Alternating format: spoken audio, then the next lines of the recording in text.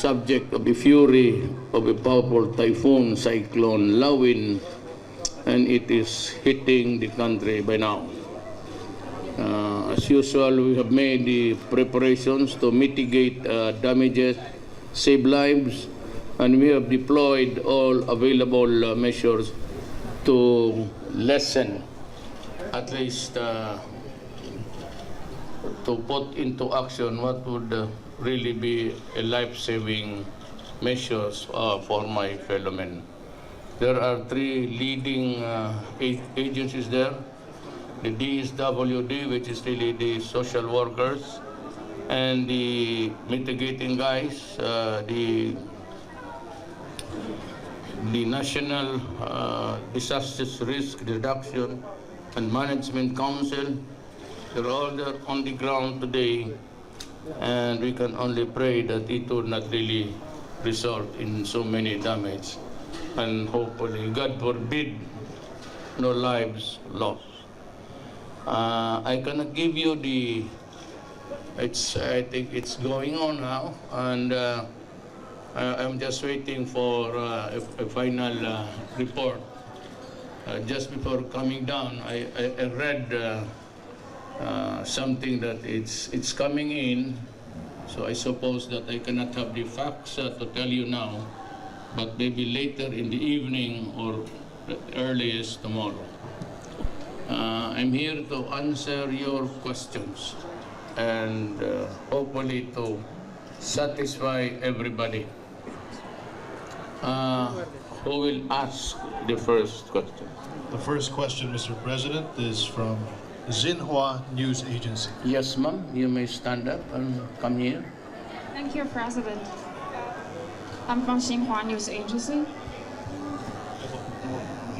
My first question is, how is your first day in Beijing? And what did you do? And where did you go? What people, who did you meet? And well, what's your first expression of Beijing? Here? Yeah. In Beijing? Yeah. None. I was just met by the protocol officers and some high government officials, but there were neither was. I never met with them. I think that's protocol. I will go to them tomorrow, and one after the other, and that will keep me busy. And coming over here, we're given copies of the wide-ranging issues of the subject of the bilateral agreements. So it's just the broader outlines of what areas we might be able to challenge each other, and the hard facts or whatever are there to be discussed will develop tomorrow as we go along the bilateral talks. No, it was just purely socials, handshakes and all. No such thing about the issues that we're going to take up. So today you just did some private tour in Beijing. Yes, again? Did you do some private tour in Beijing? Which places did you go? Tour? Yeah. I've done, I slept. Oh, I just came from Brunei, and maybe I needed some additional rest. We averaged something like for the last 3 days, 3 hours, 4 hours. I was able to catch up with my backlog. Okay, so I slept, woke up very late in the morning today. But I'm preparing for tomorrow's engagement. Have you tried some Chinese food? Chinese food. My grandfather is a Chinese. We always eat Chinese food almost every day in the house. The next question, Mr. President, is from China Radio International.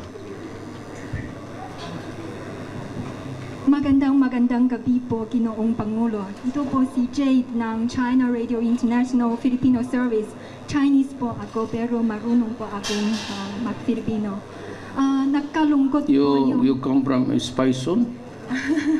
yung kasi mayroon pong China Radio International, mayroon pong kaming yung sa Peking University, mayroon pong kaming yung Philippine Studies Program, nag-graduate. Okay. So, yung nagkalungkot po, yung nabanggit niyo yung balita hinggil sa yung Bagyong Lawin. Pero yung sa tingin ko po, maraming beses na may ganitong karanasan ang mga Pinoy. Yung sa naniniwala po akong matagumpayan po kayo yung ng kalamidad na ito. Mabuhay po ang Pilipinas po. Thank you.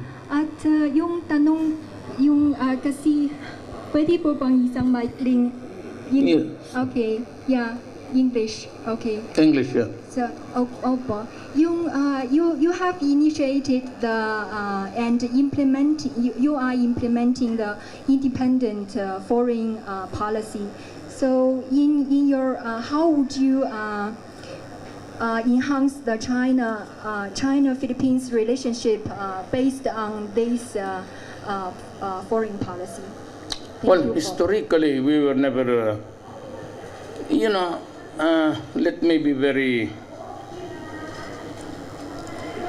we've always been allied with the West. And in terms of entertainment, education, and all, it was all Western.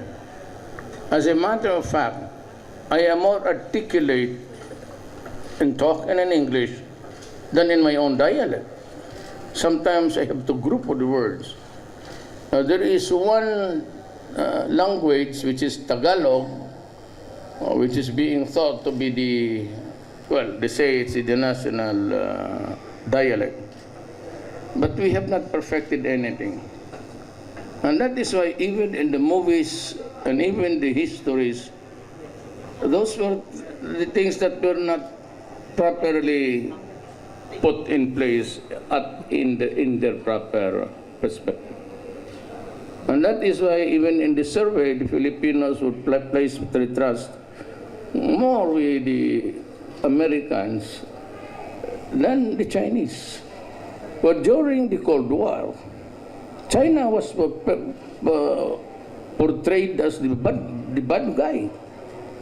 And all of these years, what we have read in our books, in school, were all propaganda produced by the West. And I cannot blame the Filipinos for being so indebted because everything indebted to the West because even the reasons for war was placed there as a war against the Philippines, against the enemies during the Second World War. We were hit hard. In the Battle of Manila, I think it was 200,000 people killed. The carpet bombings there were not really made by the Japanese. It was made by the Americans to retake the city. So there's no question that in the propaganda as we grew up, we only read the propaganda of the West, but there was Cold War at the time, and so we could hardly get any news from China and Russia. Those are the realities of life. And so our foreign policies, up to now, up to this point, we're geared towards to favor a sector in the world ideology and the contending ideologies of the world. Now that I am president, by the grace of God, I read a lot, I'm a lawyer, and I study geopolitics and all, and also I am a graduate of the Foreign Service, so I get to know how to balance this contending. At this age, I have now the proper perspective to judge whether the foreign policy is good for us or not. I said few months ago, that I will charter a new course, changing direction of the foreign policy, and be with friends with everybody, and with no enemies to contend with, no enemies to hurt, no friends to serve. Unfortunately, this started with the war against drugs. And I'll give you the hard numbers. It's 4 million all in all. And they are scattered all over the country. There are about 6,000 policemen into it. Then municipal mayors and the barangay captains who take care of the basic government unit, the barangay chairman, then the municipal mayor, city mayors, governors, regional heads, then the national. What is really very alarming and is that my country has already been contaminated with narco-politics. And there is a senator in my country who was elected, and she was the poster girl of the Human Rights Commission. And the thing that, why this reason, why I am known to you guys, are interested to hear about me, is because while I was explaining the quandary of my country, and the sheer number, and the danger that would impose on the next generation. And it will be a failed state just like in Latin America and in Mexico. In that border there between Texas and Mexico, there are about 60,000 deaths. But I never heard of the State Department of Obama and the EU complain about it. They were focusing on me because that issue, which is really correct, was an issue against me when I was mayor. And they kept on hammering on me, criticizing me. But when I was president, that is something else. Because now I represent a country. And if you reprimand me in the international scene, all the networks here, your networks, and you show it to your own country, it will put to shame my country. And you have something to answer. Oh, you come from this place, could you explain to us? But all the networks, they were only interested to highlight my statement when I said, internationally, publicly, if you destroy my country, I will kill you. And I was addressing myself to all the drug syndicates and the drug pushers and all. And I said, if you destroy the youth of the land, deprive us of the resources of tomorrow, I will kill you. And they kept on happy that he said, that the president has been heard saying that he would kill people because they did not understand the statement, because they were dumb-headed. You know, China, America, Russia can perfectly say it, and it's very legitimate and valid. If you kill my country, there's the word, even if, it's conditional. I don't know what happened to these guys with their grammar. I mean, we are not that sophisticated and our English acquired culture. But they should go to if. So if you do not destroy my country, then I would not kill you. But they kept on hammering on the issues of killing alone, because they like it and threatening me with going to the international criminal court. And said that was enough. And I said, no. Since nobody was listening to me, I gave them the word, bullshit, all of you. Then they suddenly heard, oh, here's somebody bullshitting us. Who is this guy? Now they know that it's me. Now they are hearing. What's wrong in saying you kill all the criminals? The police, when I say, yeah, you're ordering the police, look, the soldiers of my country, they go to a 4-year course, the Philippine Military Academy. The police, there's another school, the Philippine National Police Academy. They study for 4 years before they become full-fledged law enforcement. Do you all know that when you say you kill them, it's either just like in the Old West. It is not our words. It is the words of the American cowboy in the movies. Billy the Kid, wanted, dead or alive. And if you do that in my country, it is not all right. But if they do it in their own country, the funniest thing is, it's even at the movies. Without the caveat, warning, this is just movies. They say, go for them, dead or alive. And when I say I'm going to protect my country because I am the president and I have every right, that is self-preservation. If that is not understood by EU and America, I'm sorry for them. It is really a very sad day. When you invented the language, you pass it on to some other people.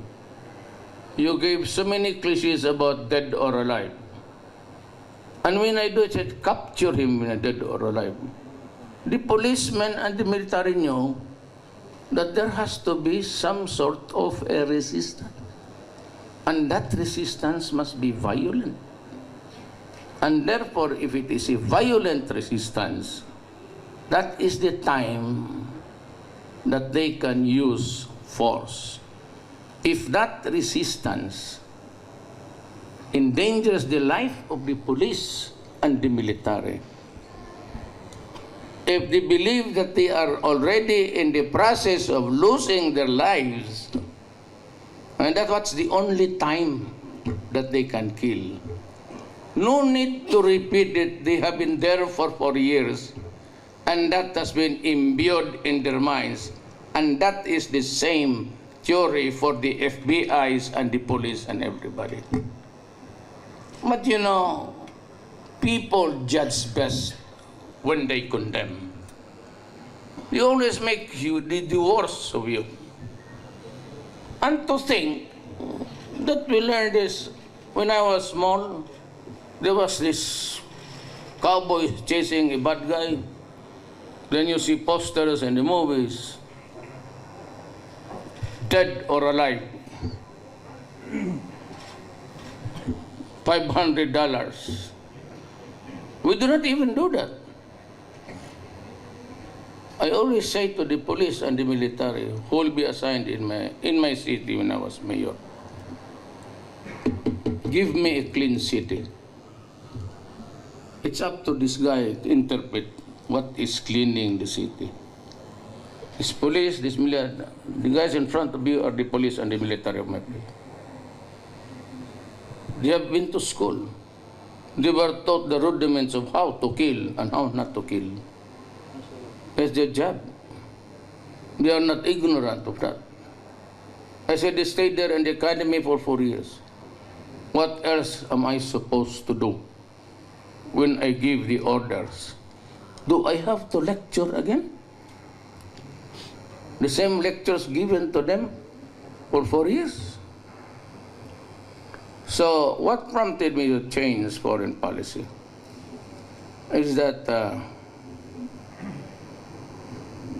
not almost getting a road deal with the West. And EU signed a manifesto, and they told me it was prepared by the lawyers of the. I mean, I said that the lawyers warned me that I can be prosecuted, and then I realized that what is happening now in EU and everything is because they have stupid lawyers. If they cannot even agree to let in, let out the migrants. They were so benevolent at first. Then now it's winter time, some of the guys who came in late or drove out back to the sea, not accepted in their boundary. So they will die there and rot in the cold.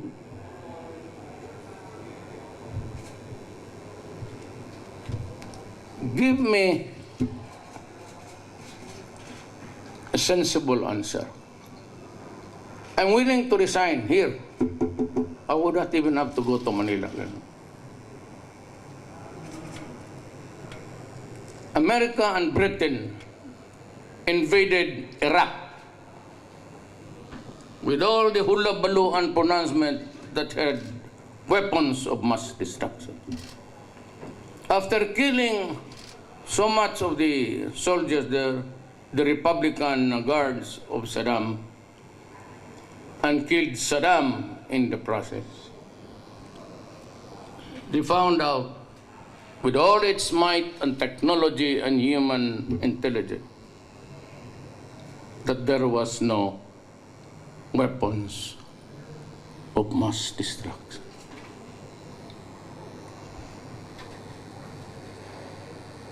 If somebody could explain it to me that it was right, stand there in front of me right now. I'm willing to listen. And if you do it right, to convince everybody that after all it was right to invade Iraq, even without the weapons of mass destruction, undermining Libya, wanting to destroy Assad, putting in turmoil Egypt. Now tell me, if it is a bright idea of the West, tell me now, justify it that it is correct. I will listen and I will resign as President of the Republic of the Philippines. Was there an explanation? Was there a digest?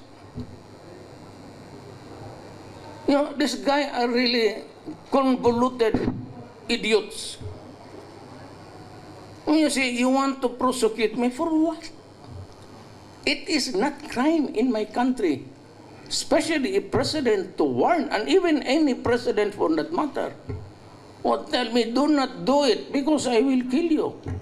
Do not enter my boundaries because if you hurt the people there, I will go to war. I just don't know what's happening with the idiots in the other side. So my foreign policy goes to where there are people who are sane. Why should I mix my country with the people who have said a very convoluted and almost insane theories of how to run civilization? Tell me, any one of you, tell me that it was right to invade Iraq, even without the mass. That was the only thing that kept them going. But there was these weapons of mass destruction. How many died? How many children died in the bombing of Afghanistan? How many died in the invasion of Vietnam only to lose it after several decades and to burn the families there? How many times has this to be repeated? Look at Aleppo, when they could have just stopped it, but because earlier they were supplying the arms of the rebels against Syria. But the Chinese government and Russia supported Assad. So you had the longest war there. So from where was this ISIS? When was it born? It was born out of the desperation of the radicals and rebels of Libya and Syria. That is the beginning of ISIS. America imported terrorism in their own territories, not by human beings. There in America itself, American citizens, almost all of them from Arab ancestry, because the citizens of that country, the American citizens or Arab ancestry, really felt what was being done to their land. And who was the first to enter the land and took off with the fat of the land? Oil. British, American, French, Italian. And after so many troubles, they partitioned the Middle East according to tribes, not of kingdoms. And that is why you have, until now, fighting amongst themselves. And ISIS became the rallying point. Who imported violence? America. To their lands. They were not the migrants that went there to create trouble. They were the lone wolves. They were the Arabs who went there when they were young, had education there, but saw what was history in the past. My country, it was occupied by Spain for 400 years. Then it was occupied by the Americans for 50 years. And you think that because we are now, that was a century ago, when you should see the pile of bodies, you should see the big holes where the Moro Muslims of Mindanao were dumped there. And they say, oh, it's 100 years, Duterte. No, it could not be 100 years. It still is now. Why? Because of your convoluted ideas of how to run this civilization. So why don't I go to China? What kept us from China was not our own making. We were almost a vassal state of America. Our foreign policy dovetailed the policy of the United States and of the West. And if they said they hated Russia, we're supposed to be, amen. We also hated China. And if they say, I will go to war in Vietnam, for no reason at all, eventually to lose, and we would just say, yes, we will send also our soldiers there. It's kind of stupid, do you think? So now that we are, all has been said and done, what gives? Me? Killer, drug, war? I'll give you a computation. It's 4 billion now, but that is the 4 million that's growing up. It's about 700,000. At the end of my term, it will breach the 4 million mark. So we stick with the 2-year survey done before by General Santiago, a military man who headed the Philippine Drug Enforcement Agency. He said there are already 3 million addicts. Okay. The mining industry is all over putting holes there in my country. Degrade the environment and all. How much does it give my country in taxes? 70 billion US dollars. There are 3 million Filipinos. At one hit per day,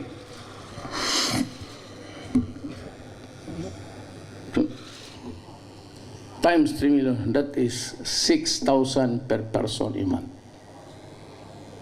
If you multiply it by the 3 million, that's 18 billion a month.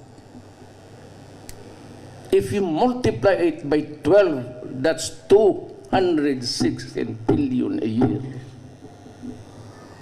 Money which the father of a family would have to buy rice, medicine, schools.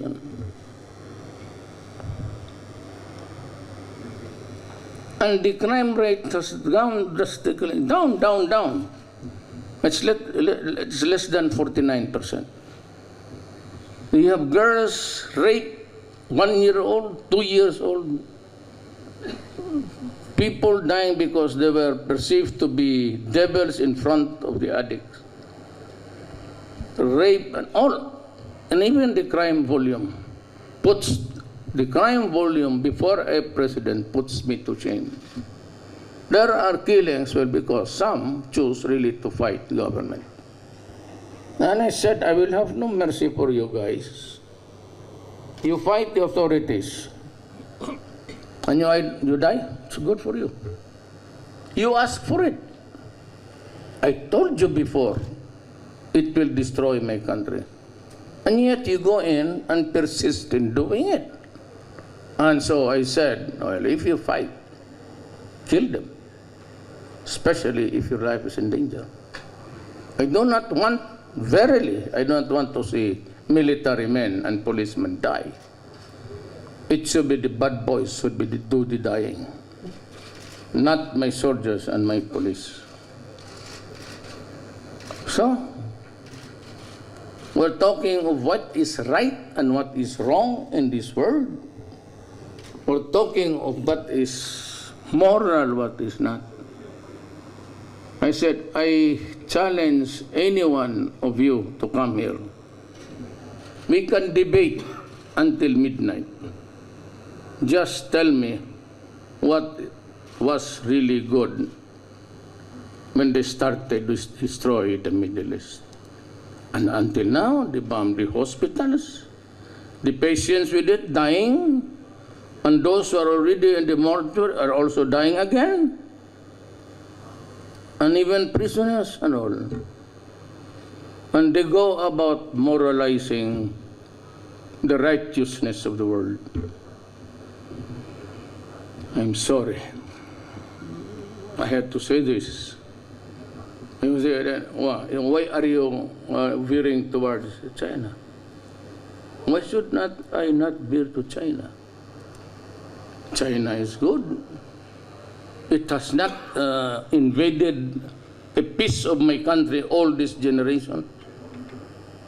All the idea is to went there and do business, barter trade, even before the arrival of the Spaniards.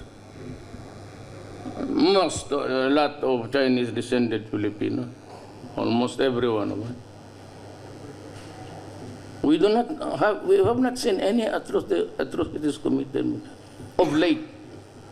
The wars of Genghis Khan and Kublai Khan, that's another thing. That is really for the history books. But the events of the recent times, there's a book which we have to read when we are on the 4th grade. It's The Modern Times and the Living Past.